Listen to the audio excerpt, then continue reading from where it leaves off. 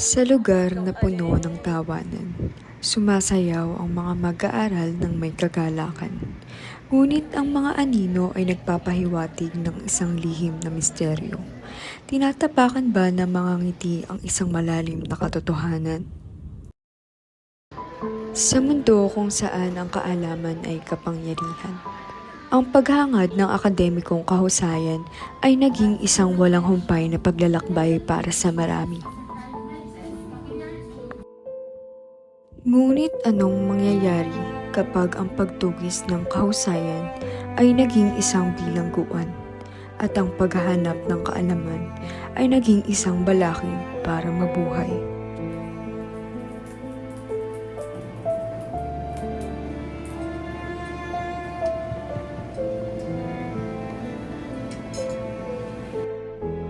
Ang mga numero ay hindi nagsisinungaling.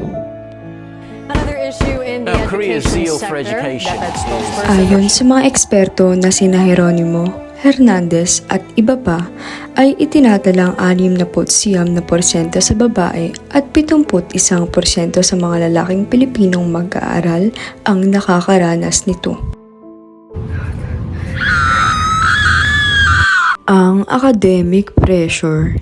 Ayon sa Newport Institute, ito ay nagdudulot ng pinsala sa mga kabataan na nagiiwan ng labis na pagkabalisa, pag-aalala at kung minsan kasiraan ng kanilang buong pagkatao. Parang walang puwang para sa mga pagkakamali eh. Bawat exam, bawat assignment, para akong naglalakad sa isang mahigpit na lubid.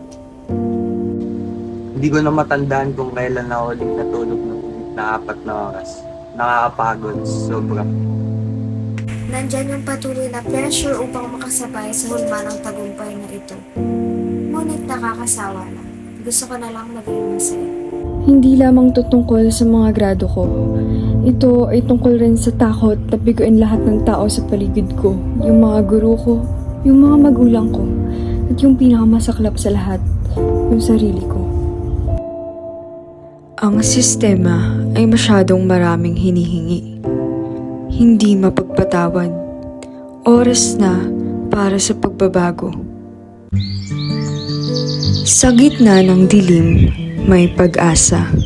Oras na para kumawala sa mga tanikala ng academic pressure at bumuo ng isang sistema na nag-aalaga ng paglago, katatagan at kagalingan. Ayon kay Nesek, marapat na ilipat ang focus patungo sa pag-unawa. Ang edukasyon ay hindi lamang tungkol sa pagsusulit. Ito ay tungkol sa paglinang ng pagmamahal sa pag-aaral at ang mga guro ang unang hakbang patungo rito. Ang bawat mag-aaral ay nararapat sa suporta sa kalusugan ng isip. Ayon kina Corrigan at Cruz, marapat na tanggalin ang stigma sa paligid ng paghingi ng tulong at lumikha ng isang ligtas na espasyo para sa mga mag-aaral upang kanilang ibahagi ang mga karanasan nila sa buhay. Panahon na para tanggapin ang magkakaibang pamamaraan ng pagsusuri. Ayon kay Truong, hindi lahat ng mag-aaral ay umuunlad sa parehong kapaligiran. Marapat na ipagdiwang natin ang mga individual na lakas at talento ng bawat isa.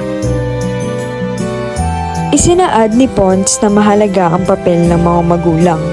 Magtulungan tayo upang lumikha ng isang matulungin na kapaligiran na pinahahalagahan ang kapakanan ng ating mga anak kaysa sa kanilang mga marka. Oras na para muling isulat ang salaysay.